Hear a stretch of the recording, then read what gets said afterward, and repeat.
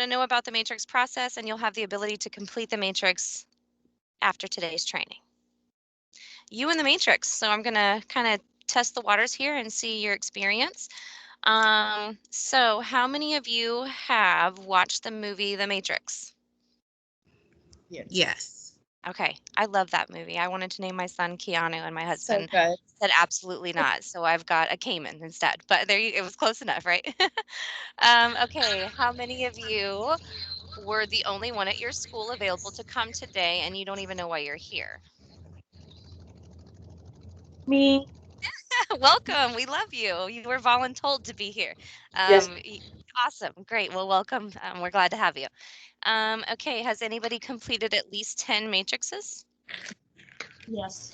Yes. I have two in Okay. another Awesome. district. Welcome. And you'll be getting a refresher training, or if you're new to Brevard, you'll be learning the Brevard way of things.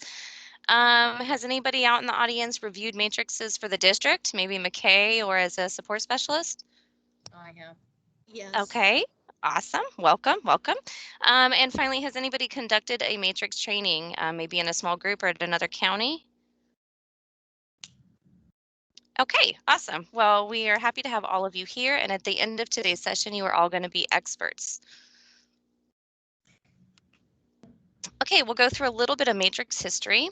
In 1997, the Florida legislature adopted the matrix model for statewide implementation, with the matrix of service as the cornerstone of the new funding model. Basically, the matrix is how we receive our funding for our IEP services. In 2000 and 2001, we deleted the program cost factors for our support levels 1, 2, and 3. The requirement for McKay scholarship students was added. We added a best practice to complete a matrix for all students with disabilities in charter schools or in any DJJ program whose service are above a level 1. And you'll learn later in the training that services, a level 1 is no service, that's gen ed. So any DJJ program who has an IEP service. Some additional history: in 2004, 2012, 2015, and 2017, the manual was put under revision. So the Matrix of Service Handbook and the form underwent revisions and the result of legislative mandates or DOE changes. The Train the Trainer activities are conducted in support of all the updated practices. So you are receiving the latest and greatest information based on all of our DOE updates, mandates, and changes. 2012 was the largest change, and that's when, if any of you are, I like to call you salty, you've been around for a while. So if you remember, if you were a matrix scorer in 2012, we called you all back because that was such a major change that it actually changed our funding. So any of you who've been around for a while, in 2012, we actually called everybody back to training because the matrix had undergone so many revisions. So 2012, the Matrix of Service underwent the most comprehensive review and update process, if anybody does remember that. Okay, if you have your handbook downloaded or if you have one in front of you, the handbook is divided into 4 sections. We have part 1, which is the matrix form and its components. We have part 2, which are matrix levels. Part 3, which is matrix domains and our special considerations. And part 4, which are any frequently asked questions. Okay. Cool. All right, the updated Matrix Handbook is intended to be used with the Matrix of Service training and as a reference when completing matrices on students. Each domain in the handbook is described in detail. There are sample services provided, and there is a Q&A document provided for support. As always, if you ever have questions, you can reach out to myself or Christine or your support specialist if you're unsure as well. In our handbook, we do have 5 domains used to group the types of services. Those 5 domains are the domains that we have on our IEP. The 5 domains have 5 levels within them, and those 5 levels are used to describe the frequency and the intensity of the services within each domain. The total number of points results in a rating of support level 1, which is a 251, support level 2, which is a 252, support level 3, which is a 253, support level 4, which is a 254, and finally the highest level, which is a support level 5 at 255.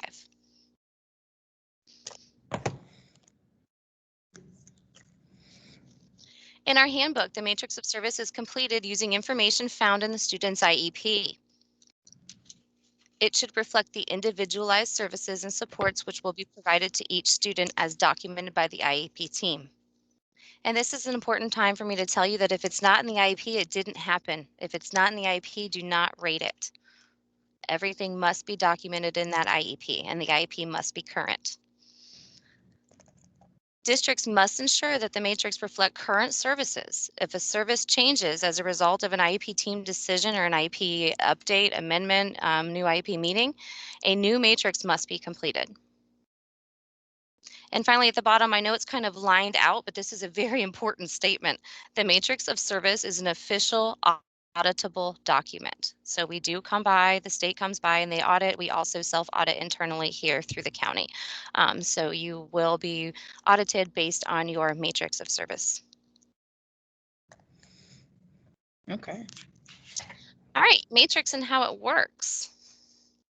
The matrix of services is divided into 5 sections called domains. And again, those correlate to the domains that you have on your IEP.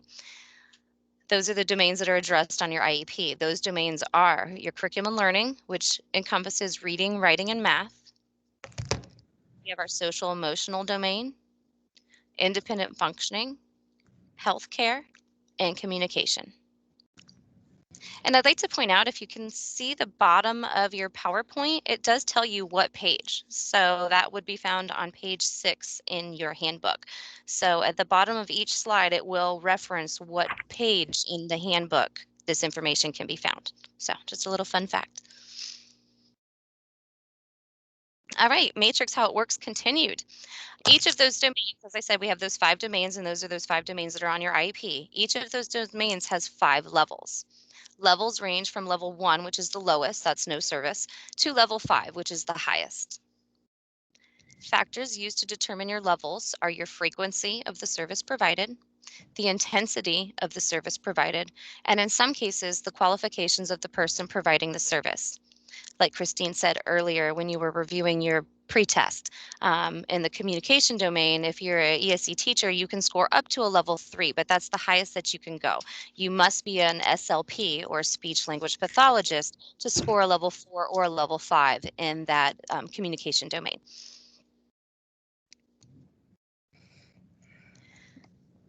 Okay, so we're going to go through which students must have a matrix. And those are all ESE students at support levels 4 and 5.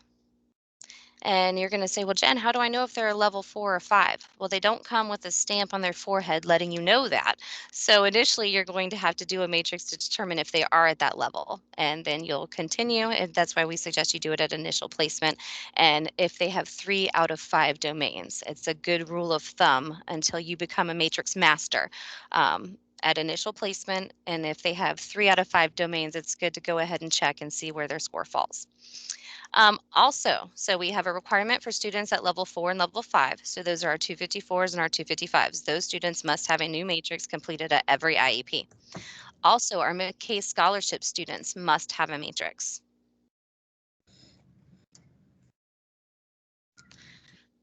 Which students may have a matrix, and this is dependent upon district-specific practices.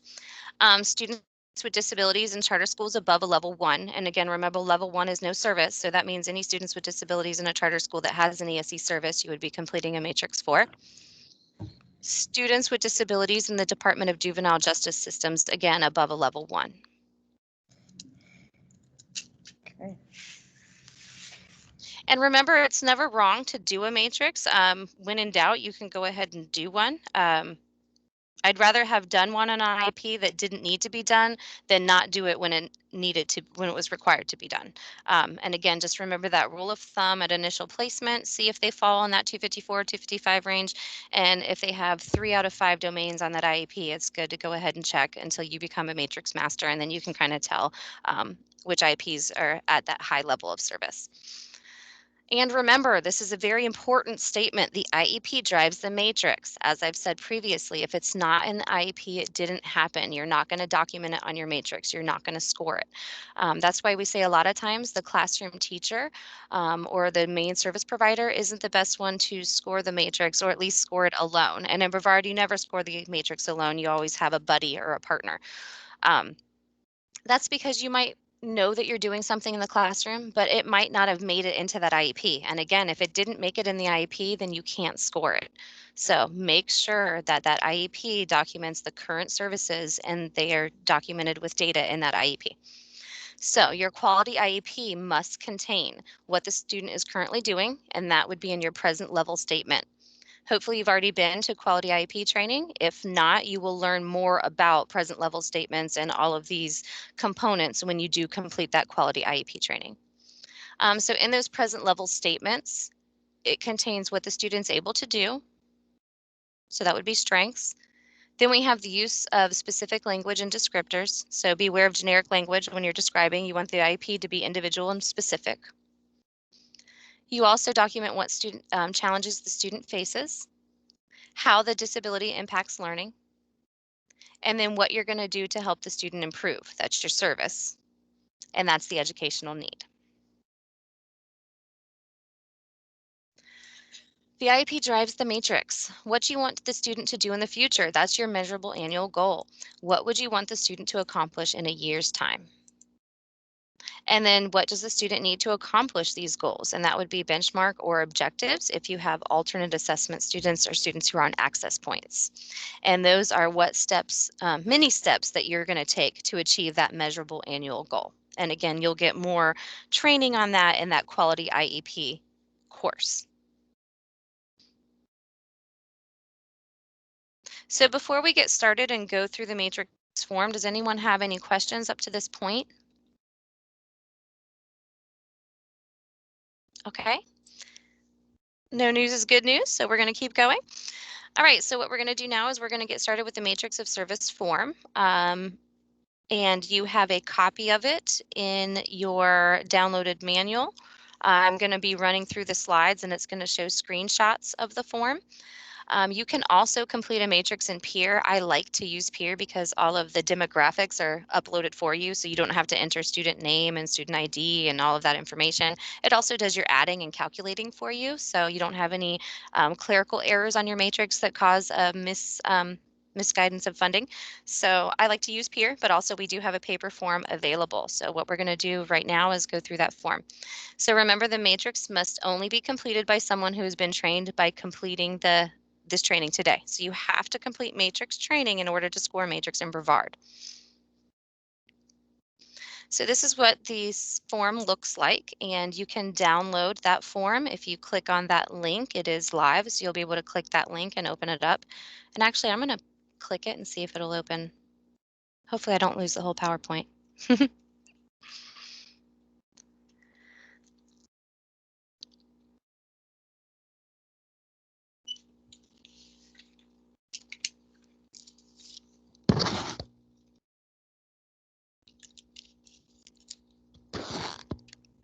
Okay, maybe not.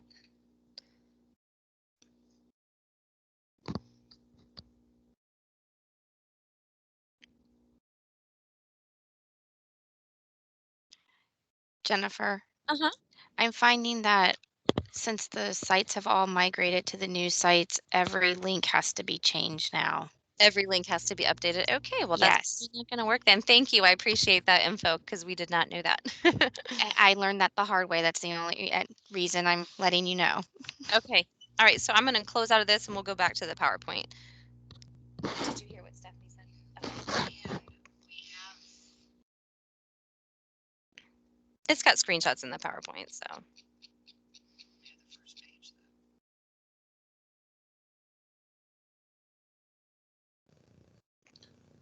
Will you be able to show us where it's located in Peer? Yes, I'll do that at the very end of the session. I'll pull it up. Thank you.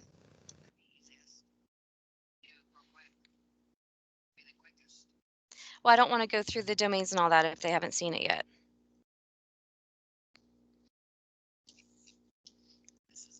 Yeah. All right, we'll go back to the PowerPoint, and then at the end of the session, I will pull up here. That way you know what you're looking at before we go through it. All right, so the matrix of service, you can see this is the front page. I apologize for it being small. Again, I recommend using Peer, but this is available in other locations. So you can see up at the top, you are going to put your district and then the date that you completed it, the student name, the student ID, the date of birth, the grade, and the school. And then down where you see those lines, this is for the name of person completing the matrix. And in Brevard County, you have a requirement of 2 trained people. So 2 trained in Brevard must put their name on those lines. And it's not a signature, it's actually just documenting your name because we want to be able to read it. So just you can handprint your name right there on that line, and you do need 2 Brevard County trained people. Coming over to the right-hand side, you see that it's documenting the disabilities. I know they're really hard to read, but those are all the disability programs that we have here. So you're going to put a P for the primary exceptionality. So if they were EBD or emotional behavioral disability, you would put a P by that. And if they have any secondary exceptionalities, you will put a check mark by those. So if they were also speech and language, you put a check in front of speech impaired and a check in front of language. Down at the bottom, that is for the matrix review, and we do not review matrices in Brevard. We actually do a new. Every time if you have to do a matrix in Brevard, you're going to do a new one. We do not utilize the matrix review. It is allowed in Florida, but it is not allowed in Brevard. Does anyone have questions? Sorry, on that. Oh, I just skipped a page. How can I go back? Shift tab. Thank you. Does anyone have questions on that front page before we move on? Okay, and this is just running through what I just went through. So it's got student name, student information first. So that's the student demographic. That's why I like using Peer, because that part's all done for you. You don't have to do student name, number, all that. It's all pre-populated through Peer. Then you have the name of the person completing the form, but not your signature. Again, remember, we want to read it. Your areas of eligibility, P for primary, and then check any others that apply. Parents, it says parents do not need to be present for the matrix, and I'm going to change that to will not be present. They absolutely can have a copy of the completed matrix once you're done, but only the IEP team or the matrix score and their co-partner or co-trainer, co-teacher would be doing the matrix. So parents will not be a part of the matrix scoring. They can absolutely have the copy or the score once you're done, but you will not include them in the scoring process. And then we have the matrix reviews after interim IEP meetings. Again, remember in Brevard County, we do not do a matrix review. We don't review, we do a new. That's my little poetry. So don't review, do a new. All right, so directions for completing the matrix. If you have your matrix in front of you, you would open it up and look at each domain. What we have is curriculum and learning, social emotional, independent functioning, healthcare, and communication. And those domains go through from level 1, which is no service, all the way to level 5, which is the highest level of service. And then they have examples of what those services look like.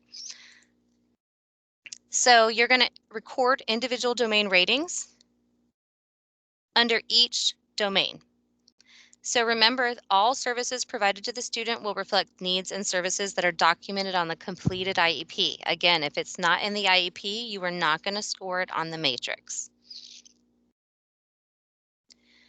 Raters should check all services at each level that are applicable leading up to the highest rating. Raters will check the box indicating the highest level of service. All services, again, must be documented on that IEP.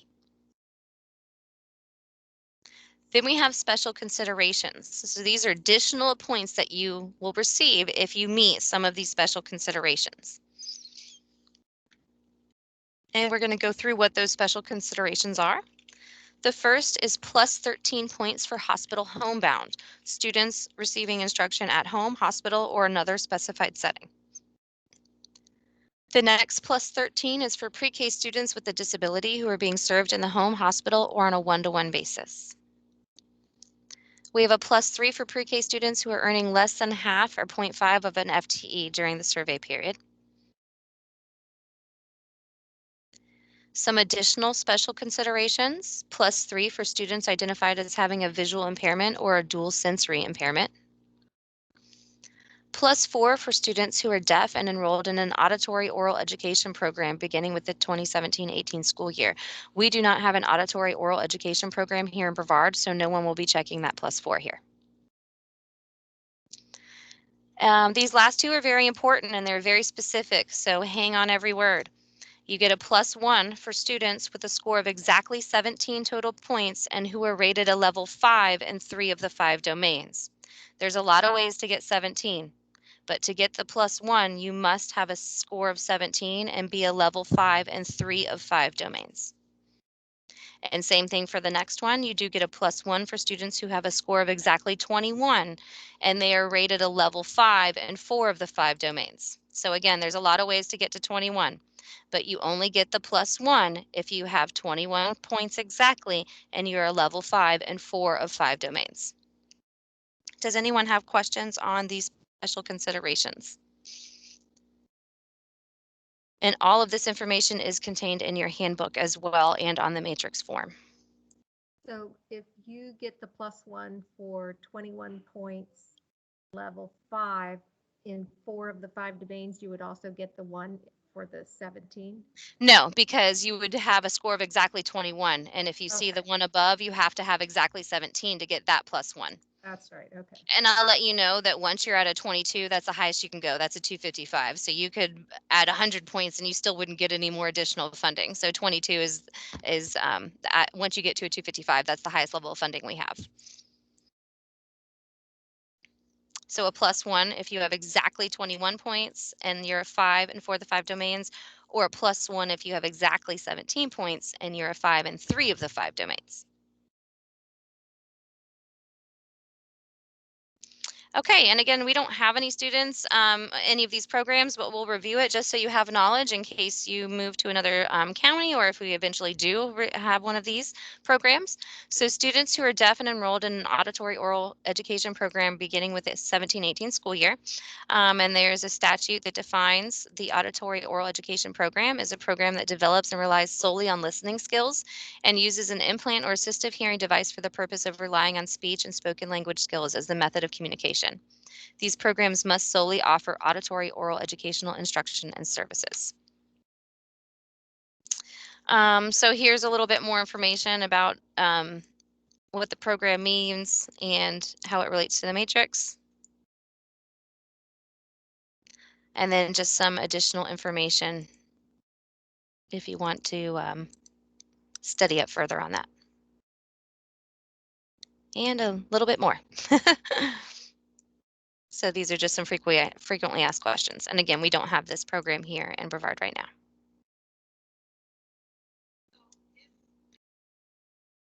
Okay, so any questions before we move through the levels and how those work? All right. So level 1, I think you've heard me say it before, but level 1 is no service. So level 1 is no service. That's gen ed. They have no services or assistance beyond what is normally available to all students.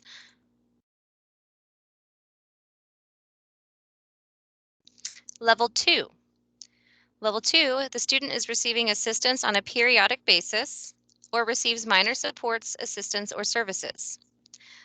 Some terms that you can use to identify level 2 services would include minor supports, minimal accommodations, curricular or environmental, and monthly services and consultation. So if you see a consultative service, that's a level 2. If you see service on a monthly frequency, that'll be a level 2. All right, and just a little background knowledge on accommodations versus modifications. When you rate above a level 2, you move towards more intensive services, accommodations, modifications, specialized approaches, and learning environments that are increasingly more involved.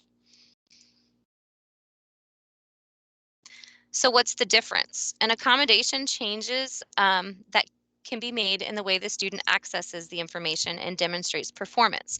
Accommodations involve the use of various strategies, assistive technologies, flexibility in the schedule or the environment, or support from a person to increase, maintain, or improve the performance of the student with disabilities through general education curriculum standards. Determining the intensity of the accommodations will be critical to determine the appropriate level of rating.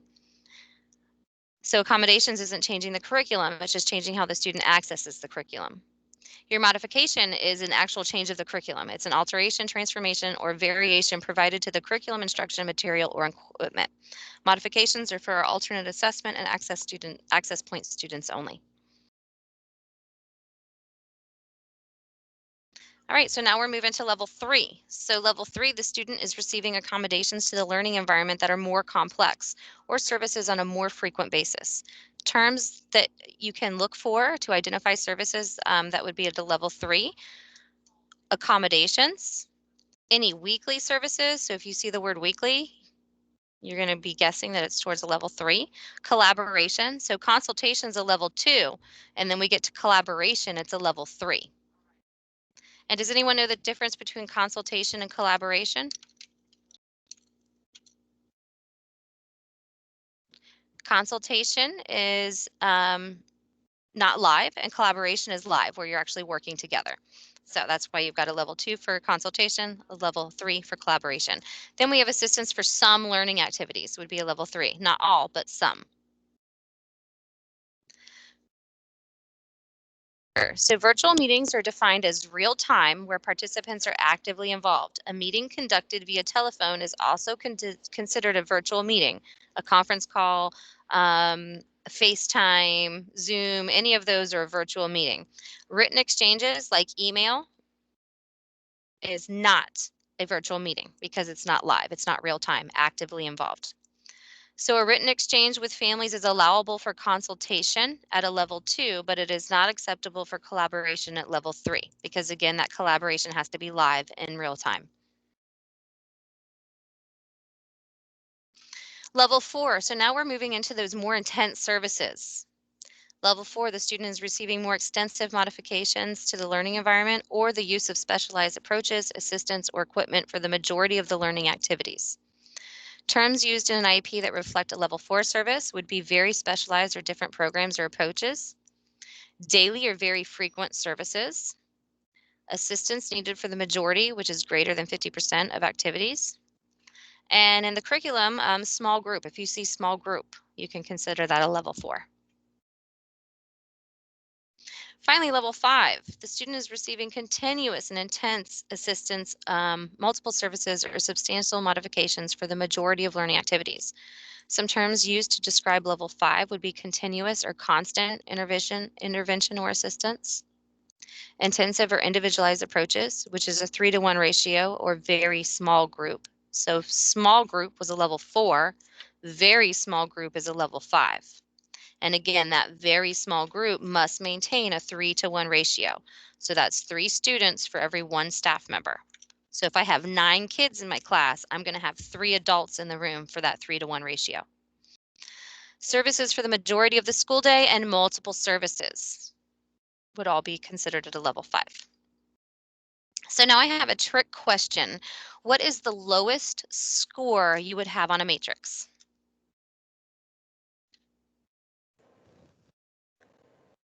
Five. No, if it's 5, that's no service, no service, no service, no service, no service, because that's a gen ed kid. So it would be 6. 6. Yes. Woo, give yourselves a round of applause. Yes, a 6 is the lowest score you'd have on a matrix. Oh, I like that. Mallory White said 2 snaps and around the world. Now I'm dancing. Okay, does anyone have any questions about the levels 1 through 5? Again, remember level 1's no service all the way up to level 5, which is our highest level of service. And those services must be documented in what? Does anyone know where I'd find those services? How do I know? In the IEP. Yes, the services are in the IEP. All right, so those special considerations, once you're done going through all of those domains, you go all through the levels through each domain, don't forget those special considerations. So you do each domain, rate the domain, and then you're going to add those special considerations at the end. So once domains A through E are completed, the rater should determine if any additional points will be added by checking the special consideration statements that apply. Special considerations information can be found on page 45 and 46 in your handbook. And it's not really time for level lingo. That's a lie. So we're going to go through our domains and levels and how they work together. So we know we have 5 domains: curriculum and learning, social emotional, independent functioning, healthcare, and communication. And we know we have 5 levels: level 1, 2, 3, 4, 5. And now we're going to see how those work together. See the gear wheels, they're working together. All right, so our matrix of service documentation. The italicized terms are the services found on the matrix itself. Below each service appears 2 types of items. So when you open up your matrix of service in each domain, you're going to see the caret, which is that little arrow that's white on the top and shaded in on the bottom. That's required documentation. So every time you see a caret, that is something you must find in the IEP in order to check that level. And then anytime you see a check, that red check mark, that's an example of the service, but it's not an exhaustive list. So it's just giving you an example of what it could look like. So everybody remember, the carets or the arrowheads are required documentation. You must have all of that documentation in the IEP to check that service. And again, the check mark is just an example of what it could look like. And that can be found on page 12 of your handbook if you wanted to reference that at any time. Okay, so domain A, this is our curriculum and learning environment, and that covers reading, writing, and math. This addresses services provided to the student in the areas of curriculum, instructional strategies, and your learning environment.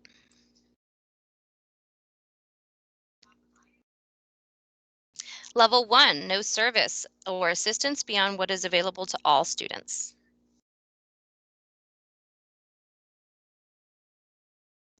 Level 2. Level 2 requires minimal accommodations, supports to the curriculum or learning environment, and you can see that on page 13. Some examples: accommodations, supports to the general curriculum, curriculum and compacting, differentiated instruction, electronic tools used independently, accessible instructional materials, accommodations on assessment and accessible assessment materials, assistance with note-taking or studying, any referrals to agencies, and any consultation on a monthly basis with teachers, families, agencies, or other service providers.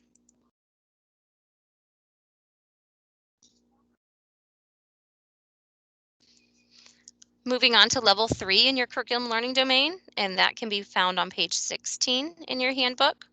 Level 3 requires differentiated curriculum or extensive use of accommodations.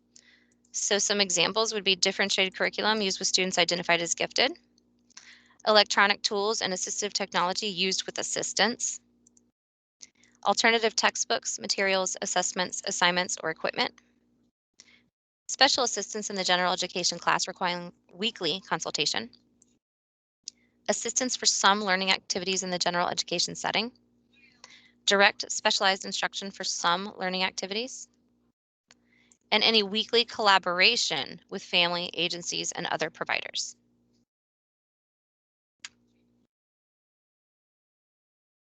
Moving on to our higher level service, level 4, that can be found on page 17. And that requires a modified curriculum, extensive modification to the learning environment, or assistive technology used with supervision.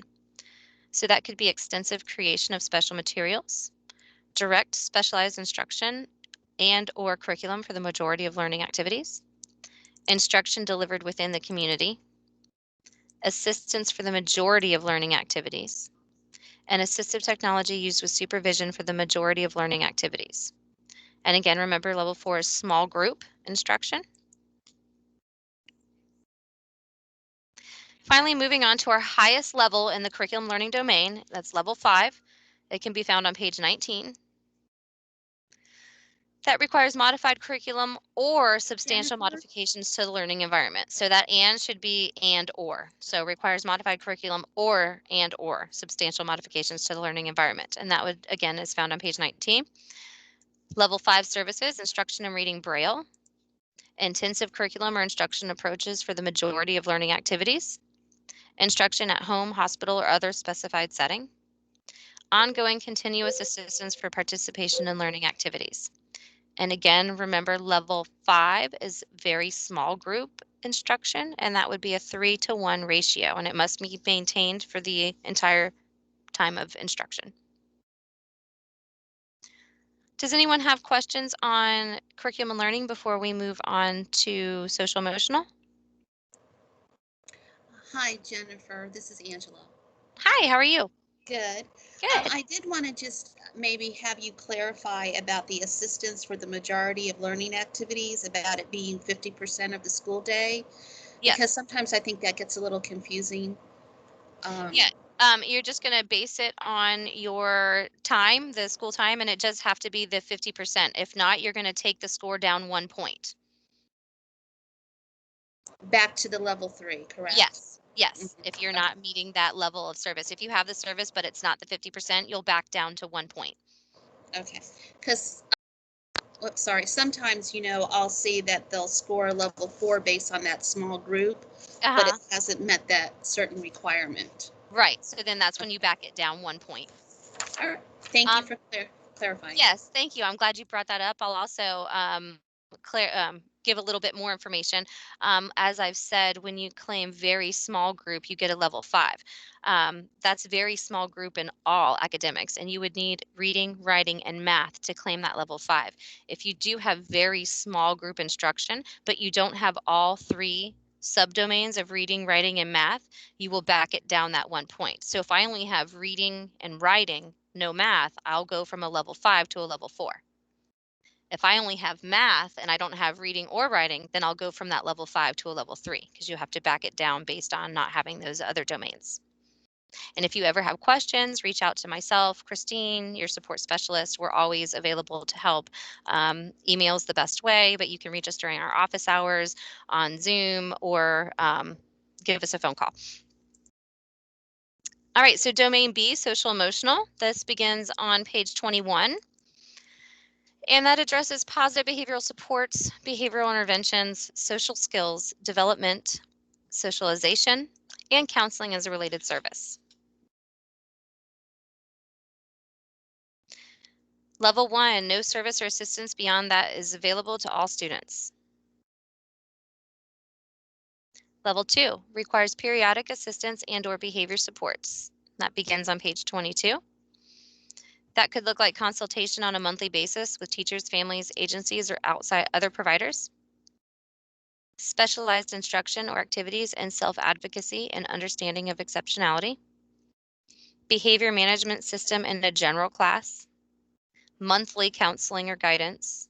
Monthly assessment of behavior or social skills. Level 3 requires weekly personal assistance or behavior intervention, and that's on page 23. Small group instruction and social skills, self-regulatory behavior, self-advocacy, conflict resolution, dealing with authority, and socialization. Weekly counseling or guidance, a behavior contract including behavior outside of the classroom, any weekly family counseling assessment or intervention, a referral and follow-up for transitions to and from community-based programs, weekly assessment of behavior as part of a behavioral intervention plan, and any weekly collaboration with teachers, families, agencies, or other providers. Level 4 requires daily personal assistance, monitoring, and/or intervention, and this begins on page 25. A highly structured, individualized behavior intervention plan infused throughout the school day. Any daily counseling or specific instruction on social skills or emotional behavior. And daily reports to families, agencies, or others. So if I have a functional behavioral assessment and a behavior intervention plan, I am automatically a level 4. But I must have the social emotional domain on that IEP and have that FBA and BIP documented in the IEP to claim that level 4. Because remember, if it's not in the IEP, then it didn't happen. All right, moving on to level 5, social emotional, requires continuous personal assistance, monitoring, and intervention. And this begins on page 26. Intensive individualized behavior management plan that requires very small group or one-on-one intervention. And that's a 3-to-1 ratio, and that's maintained all day. So for our academics, the 3-to-1 ratio is maintained during academic instruction. If you're claiming level 5 in social emotional for the behavior, you're going to have your 3-to-1 ratio all day. The other two we don't have here in Brevard. We don't have a therapeutic treatment infused throughout the educational program, and we do not have wraparound services for 24-hour care. So the only way to claim a level 5 in the social emotional domain is to have that 3-to-1 ratio for very small group for the management of behaviors. Any questions on social emotional before I move on?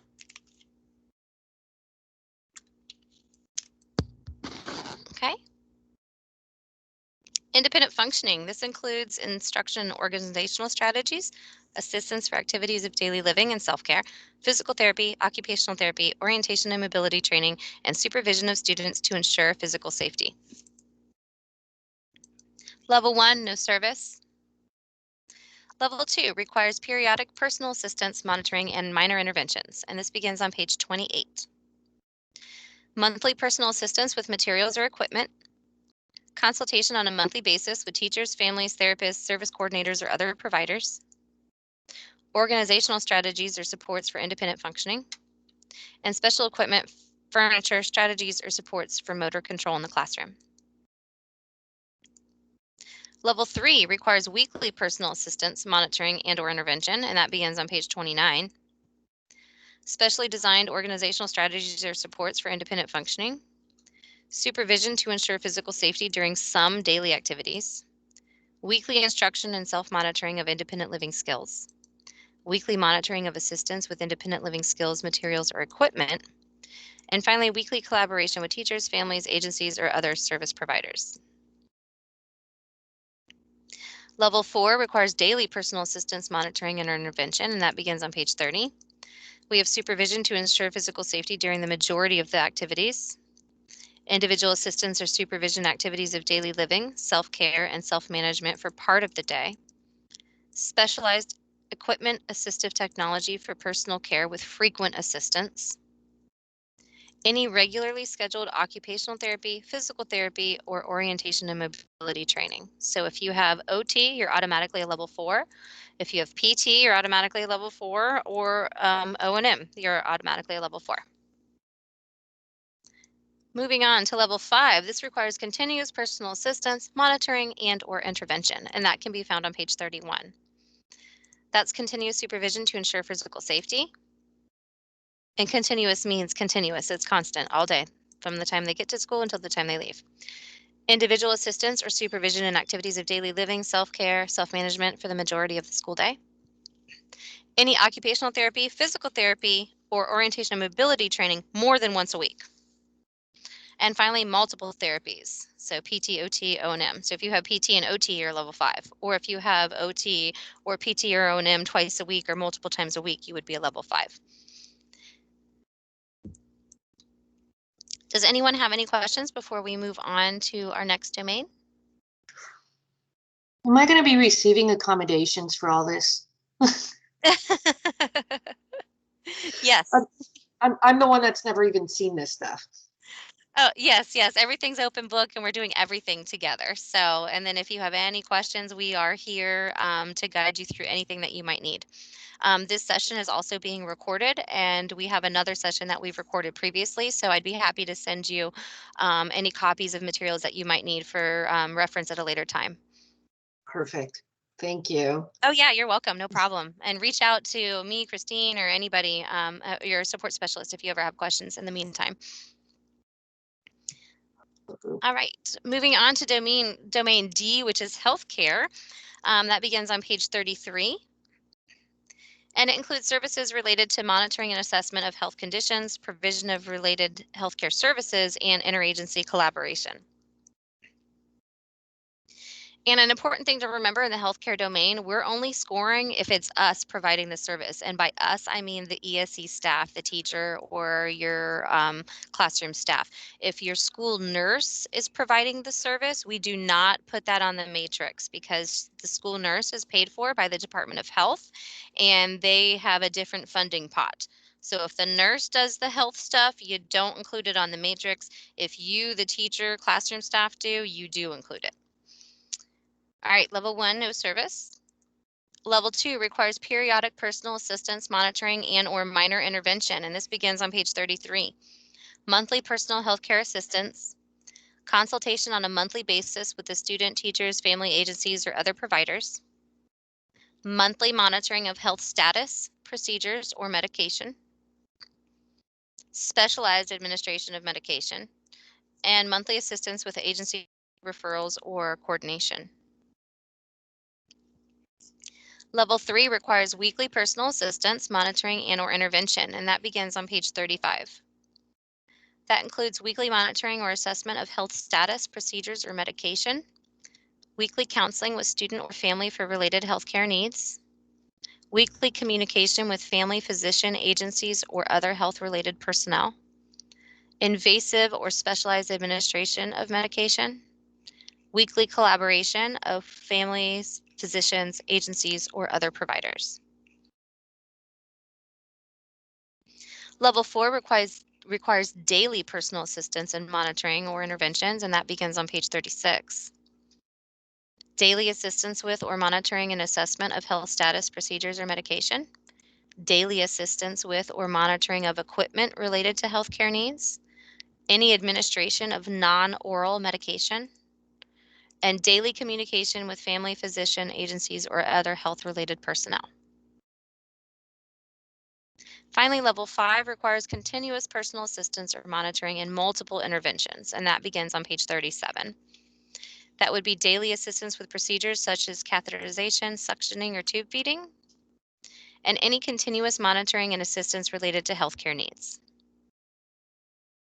So if you're monitoring constantly for seizures, you're going to have a healthcare plan, you're going to document that in the IEP, and then you're going to be a level 5 because you're going to be constantly monitoring that student for a seizure because they don't let you know that they're going to have one. You just have to constantly watch them to see when it happens. Hopefully it never does, but you're constantly watching to make sure that it doesn't. So that's your level 5. Also, your tube feeding, suctioning, catheterization, etc. Does anybody have any questions in domain D, healthcare? Alan has his hand up. Yes, Alan.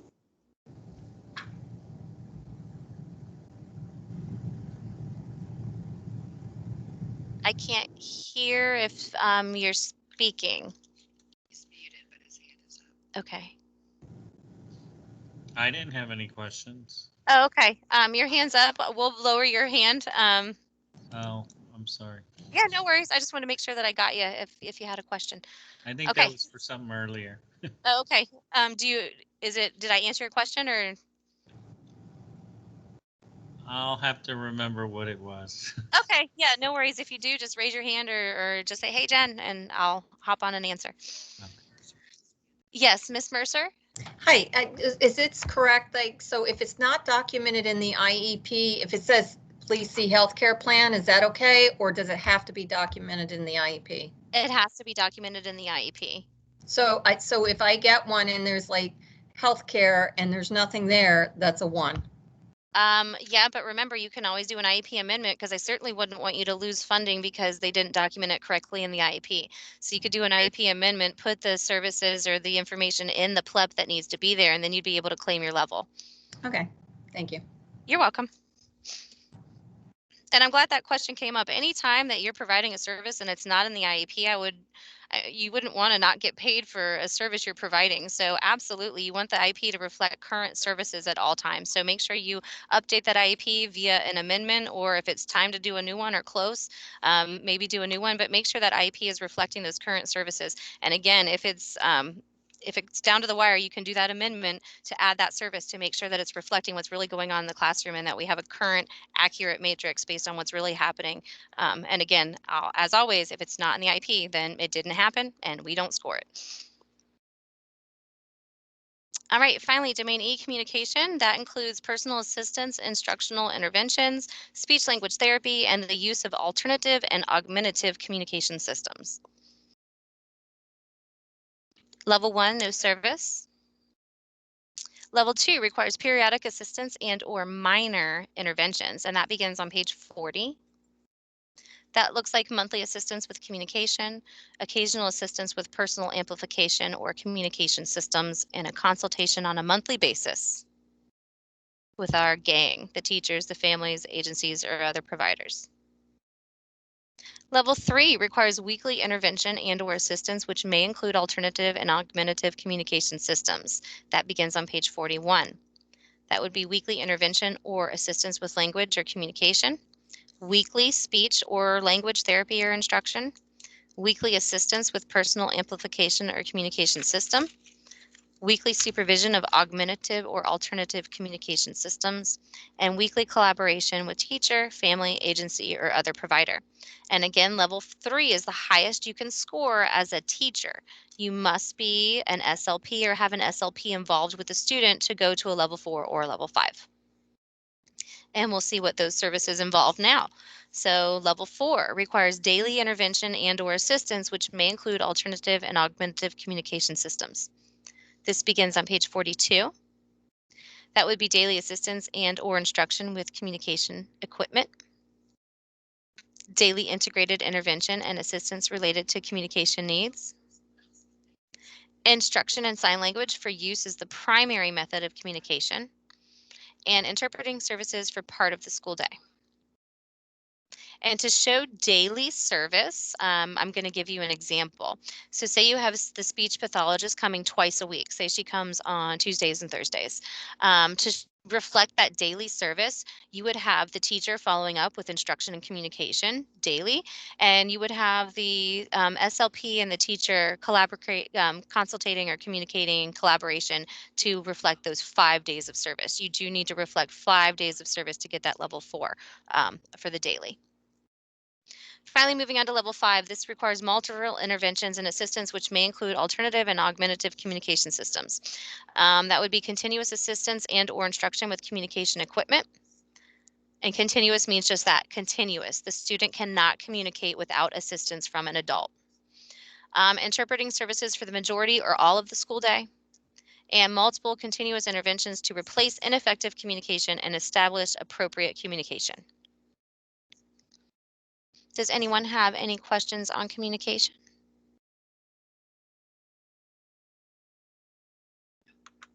Okay, so we're going to check our understanding.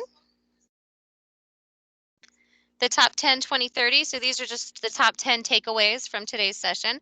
Remember, you're only going to rate services specifically identified on the IEP. If it's not on the IEP, don't rate it. If it's not on the IEP, it didn't happen. We cannot stress that enough. Reminder, rating the matrix must meet a 2-prong requirement, a need and a service. So just because a student's getting a service, it has to be documented on the IEP and it has to be resulted from an individual student need. So need and service. Individual student services are driven by present level statements, goal statements, benchmarks, and objectives that are aligned. Write them carefully and remember to include your data. IEPs are data driven. We need the data to document the scoring of that level. That's your justification. Why did you score that level? Oh, because I have this data in my IEP. So the two go hand in hand. You're going to review all key sections of the IEP to gather information to support your matrix rating. Again, that's your data. So review all sections of the IEP to gather your data and your information to support your matrix ratings. Because if someone comes back and asks you, why did you select that? You should have data or a justification to show why you documented that level of the matrix. Your matrix must be accurate and current. Student services are based on individual need regardless of services provided to all students in a particular classroom. So again, it must be based on an individual need, not just because you're doing it or it fits the schedule. Student services are based on need regardless of program eligibility. Services identified on the matrix include only those funded by the school district. And remember, don't double dip, don't book or bill for your nurse. If your nurse is providing the service, we don't include it on the matrix because they're being paid for by a different fund, DOH. Each service should only be checked in one domain unless that service is uniquely provided in additional domains. And that example is consultation in academics and behavior. So you'll always complete your matrix after you've completed a quality IEP. And I can't stress this enough. You never score your matrix without your manual. Christine and I are the trainers and we do not score a matrix without our manual. Even though I think I might have the manual memorized, I never do. And I always need to go back and check. So never, ever, ever score your matrix without your manual. If you've been to a training before, this is where we give you your little IEP to score and then we walk around and we slap your hand if you don't have your manual out because you're supposed to have it out. So Remember, always have your manual out and use it to score that IEP. Be sure to remember your special considerations. For example, your +4 for students who are deaf and enrolled in an auditory oral program, which we don't have here in Brevard. But remember, we do have the other special considerations. So remember those.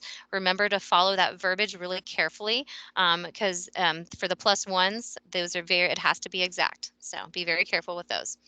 And this next one doesn't apply, but I'll read it anyways. In instances where interim IEP meetings are held, services are not changed, and the student's matrix is less than 3 years old, it can be reviewed. But remember my little rhyme, I'm a poet. We don't review, we do anew. So we do not ever review here in Brevard. We always do anew. When evaluating an IEP for a matrix rating, yes, no answers are not always available. They're not readily apparent. Clear documentation must be evident in the IEP and available as described in the matrix handbook. Again, if it's not in the IEP, it didn't happen, don't rate it. And sometimes the IEP that you're rating, obviously not one that you wrote, but maybe one that was gifted to you, it might be garbage. So it might be hard to determine what that matrix rating is. So if you get a junky IEP, don't score on something that it's not clear if it's not there. Make sure that you have that documentation, even if it means lowering the level because you can't meet the muster to go up a notch. And again, remember, as I said before, you can always do a new IEP or do an amendment to make sure that that IEP is accurate and current, reflecting services that are needed and happening in the classroom. Finally, add accurately. Calculators are acceptable accommodations. Again, if you use peer, you don't have to add. But it has happened before that the only error was a clerical error and it did change the funding. So you don't want to be that person. So use a calculator, double check your numbers, or use peer and you don't have to worry about it.